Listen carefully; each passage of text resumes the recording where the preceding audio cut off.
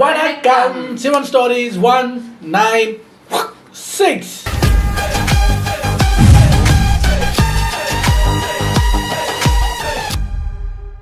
சரி வாங்க, ரொம்ப பேசாம வீடியோக்குள்ள போயிடலாம். இது ஒரு 17 minutes வீடியோங்கிறதுனால டக்குன்னு பார்த்துட்டு போயிடலாம். ரெடி.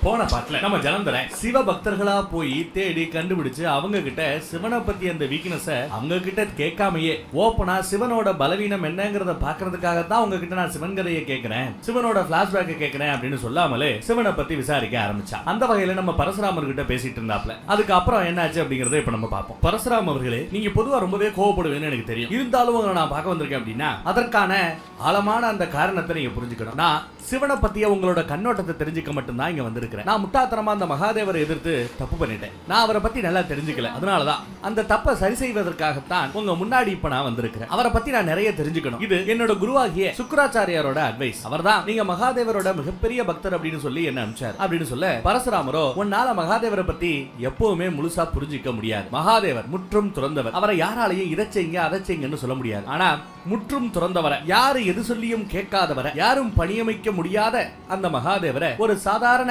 வில்வ இலைய வச்சு முழு அர்ப்பணிப்போட அவரை வணங்கினா அவரை ரொம்ப ஈஸியா சந்தோஷப்படுத்த முடியும். அவரு எல்லா சட்ட திட்டங்களுக்கும் அப்பாற்பட்டவர். இருந்தாலும் ஒரு சட்டத்தை கூட, ஒரு ரூல கூட, ஒரு நிபந்தனையை கூட அவர் இதுவரைக்கும் பிரேக் பண்ணதே கிடையாது, மீறினது கிடையாது. அவர் நினைச்சிருந்தா தன் மனைவியான பார்வதியோட ஞாபகத்தை சொடக்கு போடுற அந்த நேரத்துக்குள்ள ரொம்ப ஈஸியா அந்த ஞாபகங்களை திருப்பி வரவேற்றிருக்க முடியும். இருந்தும் அவர் இயற்கையோட அந்த சட்டத்தை, அந்த நிபந்தனைகளை மீறாம நியாயமா அஷ்டாங்க யோகத்தால அவங்களுக்கு படிப்படியா சொல்லி கொடுத்து ஞாபகத்தை வர முயற்சி பண்ணிக்கிட்டு இருக்கிறேன் அப்படிங்கிற மாதிரி எடுத்து சொல்ல நம்ம ஜலந்தரோ ஓ யோகாவா அப்படின்னு கேட்கிறார். பரசுராமரும் ஆமா யோகா. அந்த யோகாவின் மூலமா தான் மகாதேவரோட கைட்லைன்ஸ் படி பார்வதி தேவி இப்போ அஷ்டாங்க யோகத்தோட கடைசி நிலையில இருக்கிறாங்க, சமாதிங்கிற அந்த நிலையில இருக்கிறாங்க. அப்படின்னா என்ன அர்த்தம்? கூடிய விரைவில் ஆதிசக்தி தன் சக்திகளை, தன் ஞாபகங்களை மறுபடியும் பெற்று ஆதிசக்தி ரூபத்துல மறுபடியும் வந்து நிப்பாங்கன்னு அர்த்தம். ஆதிசக்தி ரூபத்தின் மகத்துவம் பத்தி உனக்கு தெரியுமா அப்படின்னு கேட்க ஜலந்தரோ அப்படியே பிரமிச்சு போய் பரசுராமர் சொல்றது கேட்டுட்டு இருக்கிறான். யோக நிலைகளிலேயே சமாதிங்கிற அந்த நிலை தான் மகத்துவம் வாய்ந்ததா. அந்த நிலையில இருந்துதான் நம்ம மகாதேவர் கூட ஞானத்தை அடைந்தாராம். ஆனா லாஸ்ட் டைம் போன முறை நம்ம சிவன் இதே சமாதிங்கிற அந்த நிலைக்கு போனப்போன்னு ஏதோ சொல்ல வர ஜலந்தரோ லாஸ்ட் டைம்னா எப்போ அப்படின்னு கேட்கிறான். அதாப்பா நம்ம சதி இருந்தாங்கல்ல, அவங்க தற்கொலை பண்ணிக்கிட்டாங்கல்ல, அப்போ அப்படின்னு சொல்ல வர சதியா அது யாரு அப்படின்னு கேட்க பரசுராமர் செம காண்டாயிரார். என்னடா சின்ன குழந்தை மாதிரி கேள்வி மேல கேள்வி கேட்டுட்டு இருக்கிற, உலக அறிவே உனக்கு கிடையாதா? இனி உன்னோட இந்த லூசுத்தனமான கேள்விகளுக்கு என்னால பதில் சொல்ல முடியாது, போ வேற எங்காச்சும் போய் உன்னோட கேள்விகளுக்கான விடையை தேடு போ அப்படின்னு சொல்லிட்டு கிளம்புறாப்ல. ஜலந்தரோ நான் எங்க போவேன், எனக்கு யார தெரியும் அப்படிங்கிற மாதிரி கேட்கிறான். பரசுராமரோ சரி போ ரிஷி மார்க்கண்டேயர் கிட்ட போ அப்படின்னு சொல்லி அனுப்புற. அப்ப நம்ம ஜலந்தரோ ஒரு டவுட் கேட்கிறான். யுத்தத்துல எதிர்காலத்துல யுத்தம் நடக்கும், அந்த யுத்தத்துல நாம நேருக்கு நேரா மீட் பண்ண வேண்டிய ஒரு நிலைமை வரலாம். அப்படி வந்ததுன்னா நீங்க என்ன பண்ணுவீங்க அப்படின்னு கேட்க, அப்படி ஒரு நாள் வராது அப்படின்னு அடிச்சு சொல்றாரு நம்ம பரசுராமர். ஏன் அப்படி சொல்றீங்க அப்படின்னு கேட்டா, பார்வதி தேவிக்கு சீக்கிரமே ஞாபகம் வரப்போகுது. அவங்களுக்கு ஞாபகம் வந்த பிறகு, ஆதிசக்தி ரூபத்தை அவங்க மறுபடியும் அடைந்த பிறகு நீ ரொம்ப நாள் உயிரோட இருக்க மாட்டே. போ மகாதேவரை பத்தி அதுக்குள்ள எவ்வளவு தெரிஞ்சுக்கணுமோ போய் தெரிஞ்சுக்க. அட்லீஸ்ட் உயிரோட இருக்கும்போது உருப்படியா ஏதாவது ஒரு காரியத்தை செஞ்ச மாதிரி இருக்கணும்னு சொல்லிட்டு கிளம்பிடுறாப்ல. இந்த பக்கம் நம்ம கைலாயத்தை காட்டுறாங்க. அங்க நம்ம நந்தி சிவன் உட்காருவார்ல, அந்த சிம்மாசனத்துக்கு கீழே அப்படியே உட்காந்து தூங்கிட்டு இருக்க. திடீர்னு நந்திக்கு என்னமோ தோணுதுங்க. உடனே எந்திரிச்சு மகாதேவர் வரப்போறாரு, மகாதேவர் வரப்போறாரு அப்படின்னு சந்தோஷமா கத்துறான். எல்லாரும் வாங்கன்னு கூப்பிடுறான். எல்லா சிவகணங்களும் அங்க கூடிடுறாங்க. உனக்கு எப்படி பிரபு வரப்போறது தெரியுங்கிற மாதிரி கூட்டத்தினர் கேட்க, நந்தியோ என்னோட ஒவ்வொரு சிந்தனையும், என்னோட ஒவ்வொரு செயலும் என்னோட பிரபுவோட நினைப்போட தான் நான் செய்வேன். என் பிரபுவோட சேர்ந்துதான் என் எண்ணங்களும் சிந்தனைகளும் இருக்கும். அட சீக்கிரமா போங்கப்பா, எல்லாரும் கைலாயத்தை ரெடி பண்ணுங்க அப்படின்னு சொல்லிட்டு அவரும் போய் சுத்தம் செஞ்சுக்கிட்டே, எனக்கு தெரியும் என்னோட பிரபு சீக்கிரமாக இங்க வருவார்னு எனக்கு தெரியும், அதனாலதான் முன்னாடியே இங்க நம்ம பிரபு அனுப்பி வச்சிருக்காருன்னு ரொம்ப சந்தோஷமா வரவேற்பதற்கான ஏற்பாடுகள் எல்லாம் செய்து கொண்டிருக்கிறார். இந்த பக்கம் ரிஷி மார்க்கண்டேயரோட ஆசிரமத்துல சிவலிங்க பூஜை பண்ணிட்டு மார்க்கண்டேயர் திரும்பினா அப்ப கரெக்டா நம்ம ஜலந்தர் வந்து நிக்கிறான். அவனை பார்த்தது சிரிச்சுக்கிட்டே நம்ம ரிஷி வணக்க வைக்க, ஆனா நம்ம ஜலந்தருக்கு இந்த மரியாதை போன தடவையே நோஸ் கட் வாங்கியிருந்தான் இல்லையா, அது கொஞ்சம் ஆக்வர்டா இருக்கு. உங்களுக்கு நான் யாருன்னு தெரியாதுன்னு நினைக்கிறேன் அப்படின்னு நம்ம ஜலந்தர் சொல்ல வர, உடனே நம்ம ரிஷி ஜலந்தரா உன்னை எப்படி எனக்கு தெரியாம இருக்கும் சொல்லு பாப்போம் அப்படின்னு சொல்ல, உடனே நம்ம ஜலந்தர் சந்தோஷமாயிடுறா. ஆஹா நாமளும் பெரிய ஆளு தான் போலயா, எங்கேயோ இருக்கிற இந்த ரிஷிக்கு நாம யாரு என்னன்னு தெரிஞ்சிருக்குங்கிற மாதிரி இவன் பேச வர, அவரோ மகாதேவருக்கு பல லூசுக இது வரைக்கும் சவால் விட்டுருக்கானுங்க, ஆனா உன்னை பார்த்தா லூசு மாதிரி தெரியலையே, நீ ஏன்டா அப்படி லூசுத்தனமான ஒரு காரியத்தை செஞ்ச அப்படின்னு அவர் கேட்கறத வச்சு ஜலந்தர் ஜலந்தரை இவருக்கு எப்படி தெரியும்? சிவனிடம் தோத்து வீழ்த்தப்பட்டவன் இந்த ஜலந்தர்னு அவருக்கு தெரியும். இது அவமானம் இல்லையா? ஆஹா, நாம ஏதோ நம்ம பெரிய ஆளு நினைச்சா கடைசியில இப்படி கவுத்து புட்டாப்ல அப்படிங்கிற மாதிரி ஜலந்தரன் நினைக்கிறான். மார்க்கண்டேயரோ உனக்கு கொடுத்த அந்த வணக்க மரியாதை கூட உனக்கானதல்ல, ஏதோ உடம்புல ஒட்டிக்கிட்டு இருக்கிற சிவனோட ஒரு பகுதிக்காக மட்டும்தான் அப்படின்னு சொல்ல, ஜலந்தரனோ நீங்க என்ன வச்சு காமெடி கிமெடி பண்றதுக்காக நான் ஒண்ணு இங்க வரல, நான் எதுக்காக இங்க வந்திருக்கிறேன்னா அப்படின்னு சொல்ல வரதுக்குள்ள நம்ம ரசீது எடுத்து மகாதேவரை பத்தி சதியோட முடிவை பத்தி தெரிஞ்சுக்கத்தானே இங்க வந்திருக்கிறேன். உன்னோட விருப்பம் இங்க கண்டிப்பாக நிறைவேறும். ஆனா அந்த விஷயத்தை நான் உனக்கு சொல்ல போறதில்ல. அந்த விஷயம் நடந்தப்போ அங்க சாட்சியாக இருந்தவங்களே உனக்கு அதை சொல்லுவாங்கன்னு கைகாட்ட அங்கிட்டு இருந்து சப்தரிசிகளும் வராங்க. அவங்களும் ஜலந்தரை பார்த்து வணங்குறாங்க. அதாவது ஜலந்தரன் உடம்போட இருக்கிற ஜலந்தரன் முழு உடம்பே சிவனோட ஒரு பகுதி தானே, அதற்கு தான் அந்த மரியாதை, சிவனோட பகுதிக்கு தான் அந்த மரியாதை. ஜலந்தரம் தயக்கத்திலேயே அந்த மரியாதையை தலையை சேர்த்து ஏத்துக்கிறாப்ல. பிறகு நம்ம பிறகுமணி என்ன நடந்தது அப்படிங்கிற அந்த கதையை ஜலந்தருக்கு நரேட் பண்றாப்ல, எடுத்து சொல்றாரு. சதிதேவி ஆதிசக்தியோட ரூபம். மகாதேவரோட அவங்களுக்கு கல்யாணம் ஆச்சு. ஆனா சதியோட அப்பனாகிய பிரபஞ்சத்துக்கே அதிபதி தக்ஷனுக்கு இந்த கல்யாணத்துல சுத்தமாக விருப்பம் இல்ல. அவர் எப்பவுமே சிவனை அவமானப்படுத்திக்கிட்டே திரிவார். விஷ்ணுவை தான் தூக்கி வச்சு கொண்டாடுவாரு, கும்பிடுவார். சிவனை அவமானப்படுத்துவதற்காகவே அவர் வேணும்னே ஒரு பூஜை நடத்துறாரு. அந்த பூஜையில எல்லா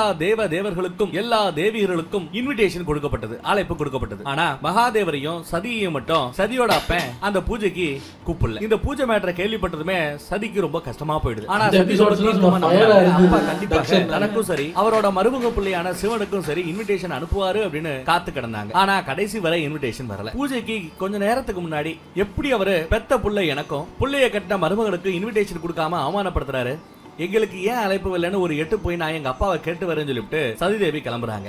ஆனா சிவன் போக வேண்டாம், போடா மிகப்பெரிய அனர்த்தம் ஏற்படும், போகாத அப்படின்னு சொல்றாரு. ஆனா சிவனையும் மீறி நான் போயே திருவேன்னு அடம்பிடிச்சு சதி எங்க போறாங்க. அடுத்து நம்ம சிவன் நினைச்ச மாதிரியே அந்த விபரீதம் நடந்தது. பிரபஞ்ச அதிபதி தட்சன் தான் மருமக பிள்ளையான சிவனையே அசிங்கப்படுத்தி இன்சல்ட் பண்ணி வாய்க்கு வந்ததெல்லாம் பேசி தள்ளிடுறாரு. அதுவும் தான் புள்ள முன்னாடியே, சதி முன்னாடியே. ஆனா தான் முன்னாடி தான் புருஷனை, தான் கட்டின புருஷனை, அதுவும் தன்னோட அப்பன் பேசுறத சதியால சகிக்க முடியல, ஏத்துக்க முடியல. எதுக்க பேசுறது ஒரு அரக்கனா வேற ஒருத்தனா இருந்திருந்தா அவனோட தலைய சதி வெட்டி இருப்பாங்க. ஆனா பேசுறது பெத்த தகப்பனாச்சே, அவனை என்ன பண்ண முடியும்? அதனால உன் பேச்ச கேட்கறத விட அந்த பக்கம் சிவனோட பேச்ச கேட்காம மதிக்காம அவர் சொல்ல சொல்ல எல்லாத்தையும் தாண்டி நானு இங்க வந்தேன். அவர் அப்பயே சொன்னார், அவமானப்படுவ, அனர்த்தம் ஏற்படும், போகாத. அவரை எதிர்த்து வந்ததுக்கு நல்ல மரியாதை கொடுத்துட்டியா, இதுக்கப்புறமா நீ என் புருஷனை பத்தி பேசுன இந்த இடத்துலயே உன் கண்ணு முன்னாடி நான் எரிஞ்சு போயிடுவேன் அப்படின்னு பெத்த தகப்பனையே மிரட்டினாங்க. அப்பயும் அந்த ஆள் அடங்கலையே. நீ எரிஞ்சு சாம்பலானாலும் சரி அந்த ஈசன் ஒரு ஈனன். ஜலந்தரனுக்கு இதான் நடந்ததுன்னு சொல்லி முடிக்கலாம்ல. முதல்ல இருந்து எங்களுக்கு தெரிஞ்ச கதையை திருப்பி சொன்னா எபிசோட் முடிஞ்சிடாதா? படங்கள்ல சொல்ற மாதிரி மேல பாருங்க, கேமராவை மேல தூக்குங்க, இறக்குங்க, இதான் நடந்ததுன்னா அந்த ஆளுக்கு புரியும். அப்படியா அப்படின்னு முதல்ல இருந்து போகுது கதை அப்படிங்கிற மாதிரி ஏதோ தப்பா பேசுற வரும் பாருங்க நம்ம தேவிக்கு கோவம். அப்படியே பெத்த தகப்பன் கண்ணு முன்னாடியே தான் உடம்பை எரிச்சுக்கிட்டு சூசைட் பண்ணி செத்து போனாங்க அப்படின்னு கதையை சொல்லி முடிக்க உடனே நம்ம ஜலந்தர ஆர்வமா அதுக்கப்புறம் என்னாச்சு அப்படின்னு கேட்க ரிஷி மார்க்கண்டேயரோ அதெல்லாம் அப்புறம் இருக்கட்டும், இந்த ரிஷிகள் உனக்கு விருந்து படைக்கணும்னு ஆசைப்படுறாங்க, கொஞ்சம் சாப்பிட்டு போயேன் அப்படிங்கிறாரு. ஜலந்தரனோ விருந்தெல்லாம் சரி, ஆனா அந்த விருந்து எனக்கா இல்ல எனக்குள்ள இருக்கக்கூடிய சிவனோட அந்த அப்படின்னு கேட்கிறார். மார்க்கண்டேயரோ மிகச்சரியாக கெஸ் பண்ணிட்டேன், ஆனா ரிஷிகள் ஆசைப்படுறாங்க, நீ சாப்பிட்டாதான் மீதம் இருக்கிற கதையை அவங்க கண்டிப்பாக உன்கிட்ட சொல்லுவாங்க, கதை வேணும்னா சாப்பிடு அப்படின்னு கூப்பிடுறாங்க. ஜலந்தரம் கரைக்காக கண்டிப்பா சாப்பிடுறேன்னு சொல்றாங்க. எல்லாரும் சாப்பிட ஜலந்தர் அடுத்து என்னாச்சுன்னு ஆர்வமா கேட்கிறார். காசிப் ரிஷி அடுத்து நம்ம சிவன் தான் பொண்டாட்டி சதி செத்த பிறகு அவர் எப்பேடு பாடுபட்டார், எப்பேற்பட்ட கஷ்ட நஷ்டங்களை அனுபவிச்சார், எப்படி வேதனையில துடிச்சார், லவ் ஃபெயிலியர்ல அவர் எப்படி தன்னை மறந்து ஒரு காட்டுவாசி மாதிரி தெரிஞ்சார். அப்புறம் பல ஆண்டுகளாக எல்லாத்தையும் திறந்து சமாதி நிலையில போய் அவர் தவம் பண்ணிக்கிட்டு இருந்தார் இல்லையா, அது வரைக்கும் சொல்லிவிட்டு அதுக்கப்புறம் தான் அந்த ஆதிசக்தி முன்ஜென்மத்துல சதியா பிறந்து இறந்து போன அந்த ஆதிசக்தி மறுபடியும் பார்வதி ரூபத்துல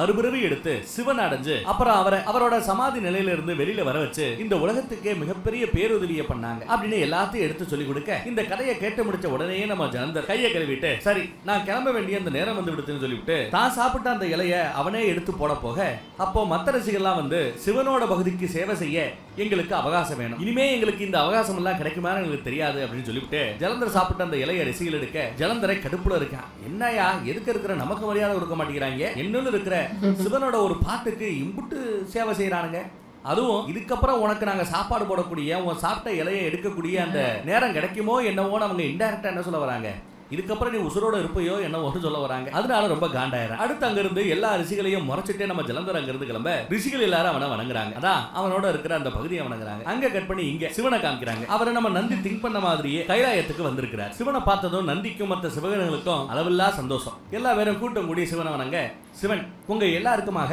ஒரு குட் நியூஸ், ஒரு நல்ல செய்தி வச்சிருக்கிறேன். மாதா பார்வதி இப்போ சமாதிங்கிற அந்த நிலையில இருக்கிறாங்க. அப்புறம் அவங்களுக்கு வழிகாட்ட நானும் இப்போ அந்த சமாதிங்கிற அந்த நிலைக்கு போகணும்னு சொல்ல, அப்ப நம்ம நந்தியும் நானும் அப்ப உங்க பக்கத்திலேயே இருந்துக்கவா அப்படின்னு கேட்க, சிவனும் ஓகே நந்தினு பர்மிஷன் கொடுத்துறாரு. அடுத்து இங்க பாதாள லோகத்துல ஆச்சாரியா இருந்தா ரெண்டு பேரும் சேர்ந்து ஆப்புல நடந்து வந்துகிட்டு இருக்க. எதுக்க ஜலந்தர் வர அவன் மனசுல பரசுராமரும் ரிஷிகளும் சொன்ன அந்த விஷயங்களே ஓடிக்கிட்டு இருக்கு. அப்புறம் அவங்க சொன்ன அந்த விஷயத்துல இருந்து இவனுக்கு ஏதோ ஒரு ஐடியா கிடைச்ச மாதிரி இருக்குங்க. விருந்தா ஜலந்தர் கிட்ட, சுவாமி நீங்க எப்படி இருக்கீங்கன்னு கேட்க, ஜலந்தரோ விருந்தாவை கண்டுக்காம ஆச்சாரியர்கிட்ட போய் என்னோட அஸ்திரம் எங்க அப்படின்னு கேட்கிறார். ஆச்சாரியாரோ அஸ்திரம் தயாராகத்தான் இருக்கிறது, அத பாக்குறியா அப்படின்னு கேட்கிறார். ஜலந்தர இல்ல, அதுக்கு முன்னாடி நான் என்ன கொஞ்சம் தயார் பண்ணணும், முதல்ல நான் யார் அப்படிங்கறத நான் புரிஞ்சுக்கணும், அதை நான் எப்படி பண்ணணும் அப்படிங்கிற அந்த வழியும் எனக்கு கிடைச்சிருச்சு. அதற்கு உங்களுக்கும் அந்த மகாதேவனுக்கும் என்னோட நன்றிகள். நான் நீர் சமாதி போறேன். பொதுவா இந்த நீர் சமாதிங்கிறத கோபத்தை தணிக்கிறதுக்காக இருப்பாங்க. ஆனா இந்த டைம் நானு சாந்தமான என்னில் இருக்கக்கூடிய அந்த அக்னியை மறுபடியும் எரிய வைக்கணும், என்னை பத்தி நான் முழுசா தெரிஞ்சுக்கணும். அதற்காகத்தான் நான் இந்த நீர் சமாதியை செய்ய போறேன். மகாதேவர் நான் அவரோட ஒரு பகுதின்னு சொன்னார். சோ அவர்கிட்ட இருக்கிற குணம் எனக்கும் கொஞ்சம் இருக்கும்ல, நானும் என்னோட மூலப்பொருளை ஆக்டிவேட் பண்ண போறேன்னு சொல்றேன். அந்த பக்கம் நம்ம சிவனும் தவநிலைக்கு போறதை காட்டுறாங்க, தவம் பண்றதுக்காக நடந்து போறதை காட்டுறாங்க. அதே மாதிரி இந்த பக்கம் நம்ம ஜலந்தர் அவனும் தவம் செய்ய போறதை காட்டுறாங்க. அவன் போகும்போது யோசிச்சுக்கிட்டே போறான், நான் மகாதேவரோட பகுதினா அவருக்கு இருக்கக்கூடிய சக்தி எனக்கும் இருக்கும், அதனால நானும் அந்த சமாதிங்கிற அந்த நிலைக்கு போய் என்னை பத்தி நான் முழுசா தெரிஞ்சுக்கணும்னு நினைக்கிறேன். இப்ப நம்ம சிவன் இமயமலையில ஒரு இடத்துல தவம் இருக்க, ஜலந்தரனும் நீருக்கடியில போய் தவம் இருக்கிறார். பார்வதி தேவி அந்த பக்கம் அமர்நாத் குகையில கடுமையான தவம் புரிஞ்சுக்கிட்டு இருக்காங்க. அந்த பக்கம் கடலுக்குள்ள போய் தண்ணிக்குள்ள போய் தவம் இருக்கிற நம்ம ஜலந்தர் யோசிக்கிறான். விருந்தா சொன்னது கரெக்டா, நாம யாரை பத்தி யோசிக்கிறோமோ அவங்க போலவே நாமளும் மாறிடுவோம். இப்ப நான் தேவர்களை பத்தி யோசிச்சு கடைசியில அவங்கள மாதிரியே நான் மாறிட்டேன், அவங்கள மாதிரியே நானும் சூழ்ச்சி செய்ய ஆரம்பிச்சிட்டேன். என்னோட ஒரிஜினல் ஃபார்மை விட்டு அவங்க மாதிரி இப்படி ஆயிப்பிட்டேன். இப்போ மறுபடியும் நான் என்னோட ஒரிஜினல் ஃபார்முக்கு போகணும்.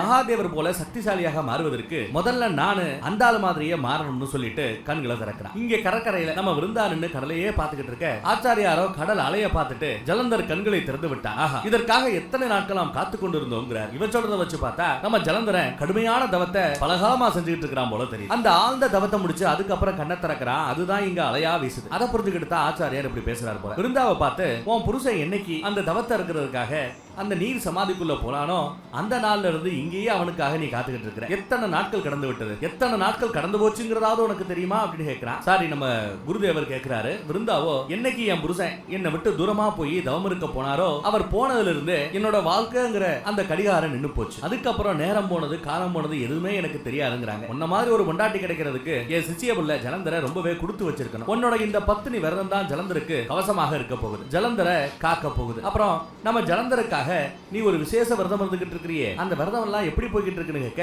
விருந்தாவோ கடைசி நிலையில தான் இருக்கிறதா சொல்றேன். அந்த விருந்துல அந்த விரதத்துல கடைசி ஸ்டேஜ்ல இருக்காங்க. அதை கேட்டது நம்ம ஆச்சாரியா, சூப்பர், வெரி குட், இதுதான் உன்னோட இந்த விரதம் தான் அவனுக்கு பெரிய பாதுகாப்பாக இருக்க போகுது. உன் புருஷன் ஜலந்தர எல்லாம் வல்ல அந்த ஈசை மட்டும் எதிர்க்கலைனா தாரகாசுரனை விட, இதுக்கு முன்னாடி பார்த்த மத்த எல்லா அசுரர்களையும் விட ஜலந்தர் ரொம்பவே ஒரு பேர் பெற்றவனாக இந்த பிரபஞ்சத்துக்கே ஒரு சிறந்த அதிபதியாக திகழ்வான் அப்படிங்கிற மாதிரி எடுத்து சொல்றாரு. அடுத்து இங்க நம்ம சிவன் தவத்தில் இருக்க, அங்க நம்ம நந்தி வந்து சிவன் பக்கத்துல போன தடவை மாதிரியே சிலையா மாறி இருக்கிறார். அந்த நிலைமையில கூட மனசுக்குள்ளேயே சொல்றார், நான் ரொம்ப பாக்கியம் செஞ்சவன், என்னோட பிரபுவை என்னோட கண்ணு முன்னாடி இப்படி பாக்குற அந்த பாக்கியத்தை பெற்றதுனாலதான் உலகத்தில் உள்ள எல்லா சந்தோஷத்தையும் ஏதோ நான் அடைஞ்ச மாதிரி ஒரு உணர்வு எனக்கு ஏற்படுகிறது. இதுவே எனக்கு போதும். இந்த உலகத்துல உங்களை எவரவர் பக்தியோட பாக்குறாங்களோ அவங்களோட அந்த பார்வையில கண்டிப்பாக நானும் இருப்பேன். இதே மாதிரி உங்க திருவுருவத்தை உங்க தவநிலையை நான் தினமும் கண்டுகளிப்பேன் அப்படின்னு சொல்றாங்க. வைகுண்டத்தில் இருக்கிற நம்ம கடவுள்களும் கடவுளோட பொண்டாட்டிமார்களும் ரொம்ப பெருமையா பாக்குறாங்க. இந்த பக்கம் நம்ம ஜலந்தரனோ தண்ணிக்குள்ள போய் கடுமையான தவம் இருந்து அப்படியே ஒரு புது ரூபத்துல ஒரு புது தோற்றத்துல வெளியில வர. முதலோட கழுத்தை கொஞ்சம் அதிகமாவே சாச்சிருக்கிறான். அவனோட காஸ்டியூம் எல்லாம் பிளாக் கலர்ல மாறி இருக்கு, கருப்பு கலர்ல. அப்புறம் கையில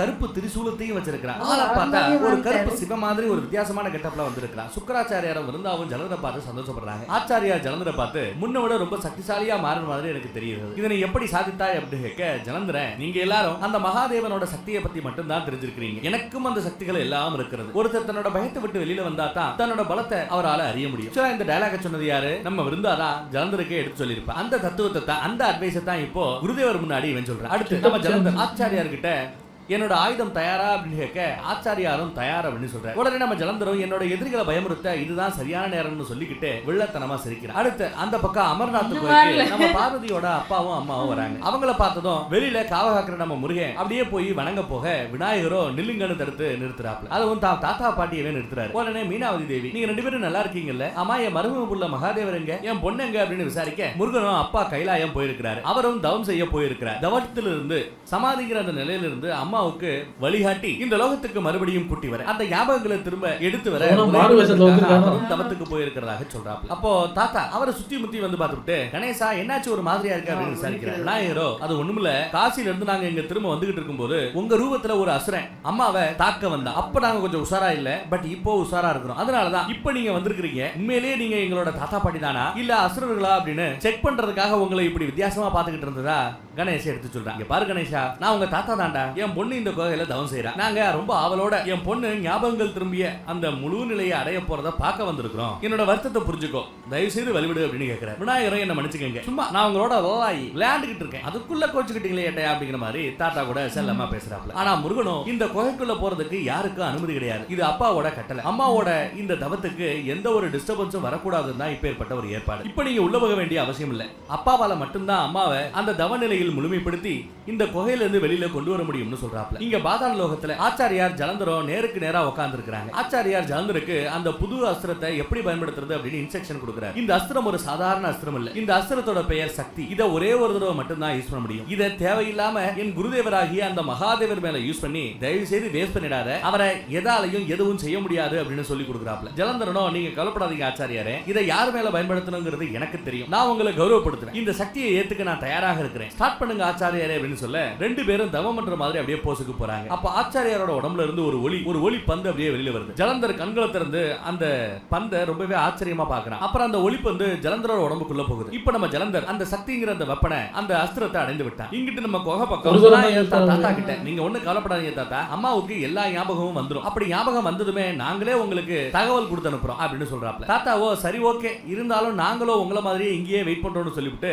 அப்படியே இந்த பக்கம் திரும்ப அங்க நம்ம குருஜி வராரு. அவரை பார்த்ததும் பெரியவங்க ரெண்டு பேரும் வணக்க வைக்கிறாங்க. ஆனா அவரோ இவங்களை கண்டுக்கல. நம்ம மீனாவதி தேவி கூட ஏதோ பேச வர அதையும் கண்டுக்காம விறுவிறுன்னு கோயிலுக்குள்ள போறாரு. அடுத்து தாத்தா பேசுறாப்ல, மீனாவதி நேரம் கூடி வந்துருச்சுன்னு நினைக்கிறேன். நாம வெயிட் பண்ணதுக்கான அந்த பலன் கிடைக்க போகுதுன்னு நினைக்கிறேன். நம்ம மக இவ்வளவு வருடங்களாக அவர் தான் அங்க தியானம் பண்ணிட்டு இருக்காரு. அப்ப எப்படி மாறி வேஷம் போட்டு வர முடியும்? அத கூட கவனிக்காம இருக்காங்க.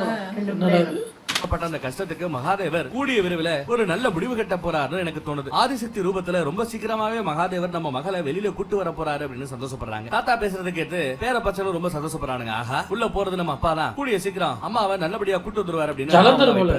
ஆனா நம்ம விநாயகருக்கு மட்டும் உள்ள போனவர் மேல லைட்டா ஒரு டவுட். ஏன் வந்தாலும் ரொம்ப கோவமா இருந்தாரு, எங்க கிட்டயும் பேசல, தாத்தா பாட்டி கிட்டயும் பேசல, என்ன தவிர யாரையும் உள்ள விட கூடாது அப்படிங்கறது அப்பாவோட. அந்த குருஜி வேஷத்துல மறுபடியும் இங்க வந்தாரு. அம்மா தவத்துக்கு போன பிறகு நம்ம அப்பா சிவன் கெட்டப்பதான ஃபுல் டைம்ல இருக்கிறாப்ல. ஆதியோகி அப்படிங்கிற அந்த குருஜி கெட்டப்புக்கு போக வேண்டிய அவசியமே இல்லாம இருந்தது, போகாம இருந்தாரு. அப்படி பார்த்தா தன்னோட ஒரிஜினல் ஃபார்மான சிவனோட அந்த ஃபார்ம்ல தானே அவர் வந்திருக்கணும். ஏன் மாறு வேஷத்துல போறாரு? ஒருவேளை போனவரு அப்படின்னு நம்ம விநாயகர் கொஞ்சம் சந்தேகத்தோட அந்த சந்தேக வாடைய நுகர உள்ள குகைக்குள்ள பார்வதி தேவி தவம் பண்ணிக்கிட்டு இருக்க குருஜி உருவத்துல உள்ள போனவன் யாருன்னு காட்டுறாங்க. வேற யாரும் இல்ல, சாட்சாத் நம்ம ஜலந்தர் தான். தன்னோட அஸ்திரத்தை வெளியில கொண்டு வர அப்புறம் தன்னோட ஒரிஜினல் ஃபார்முக்கு வர விநாயகர் சந்தேகப்பட்டாரு இல்லையா, அப்படியே குகைக்கு பக்கத்துல போய் உள்ள எட்டி பாக்குறாரு. அவருக்கு அந்த அஸ்திரத்தோட ஒளி வெளியில தெரியுது. உடனே அதை தொட போக விநாயகருக்கு அப்படியே ஷாக் அடிச்சு போத்து கீழே விழுந்துறாரு. உடனே அவரோட தாத்தா பாட்டி முருகன் எல்லாரும் வந்து அவரை தூக்கிக்கிறாங்க. அப்புறம் அந்த குகையோட சேர்ந்த அந்த இடமே அப்படியே ஒரு புகை மூட்டத்துக்குள்ள மாட்டுது. அடுத்த கணம் பார்த்தா அந்த சுழல் காத்துக்கு மத்தியில குகைய காணோம். எஸ், கிணத்தை காணங்கிற மாதிரி இங்க குகைய காணோம். குகையோட இருந்த பார்வதி தேவிக்கு என்னாச்சுங்கிறது யாருக்கும் தெரியாது. அடுத்து என்னாச்சு மீதி சொல்ல பாப்போம், காத்துருங்க.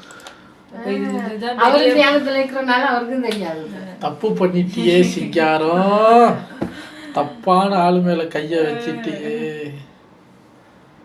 அவர் ஒரு வார்த்தை சொன்னாதான் இதுதான் நீ கடைசி நீ எப்ப சாப்பிட முடியும். அதான் சிவன் மேல யூஸ் பண்ணாத அவருக்கு கோபம் வரும்னு அங்க. அதை விட கோபம் வர்ற ஆள் மேல யூஸ் பண்ணிட்டியே, அறிவு இருக்கு அவனுக்கு. இந்த அஸ்திரத்தை எடுத்துட்டு போய் நேரா இந்திரன் கவட்டையில வைக்க வெடிச்சு செலவிட்டு அதை விட்டு